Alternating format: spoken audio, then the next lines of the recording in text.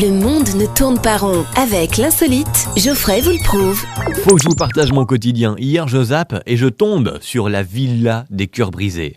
Ah, quand je vous dis je suis tombé dessus, vraiment ça m'a fait mal. Alors non, pas au cerveau, ça se saurait. Mais au cœur, oui, ça me fait mal au cœur, ouais. Je comprends mieux le titre du coup, la villa des cœurs brisés. C'est ceux qui regardent en fait. Tu vois, je me suis fait une réflexion. On se plaint des gens qui nous gouvernent, on se dit ils sont pas toujours bien intelligents, tout ça, et je me suis ravisé. Il y a beaucoup plus crétins. Heureusement que la COP21, c'est pas une télé-réalité. On aurait droit à des phrases du genre pour lutter contre le réchauffement climatique, c'est simple. À la météo, tous les jours, il y a des couvertures nuageuses, on n'a qu'à enlever les couvertures, il fera moins chaud.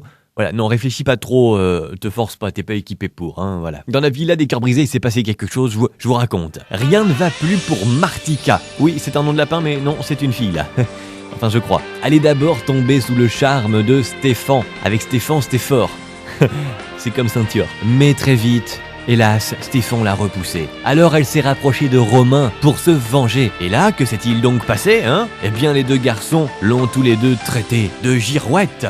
Arrêtons-nous 2 secondes sur girouette. Insulte puissante quand même, girouette. Utilisée avec ferveur, on s'en souvient évidemment dans l'Antiquité, notamment en Grèce, du côté de Mykonos. Espèce de girouette, entendait-on souvent là-bas, faisant bien sûr référence au danger qu'il y a de se tourner d'un sens ou d'un autre à Mykonos. D'où d'ailleurs le fameux dicton du grand philosophe grec Andros, la force du fruit. Quand la girouette a le vent en poupe, attention à sa croupe.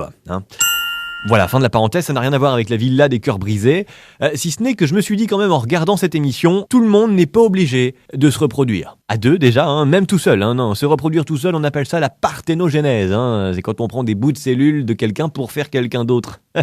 Il faut pas le faire, non, ça vient du grec là aussi, du grec parthénos qui veut dire vierge, s'il y a quelque chose de vierge dans cette émission, c'est l'intelligence.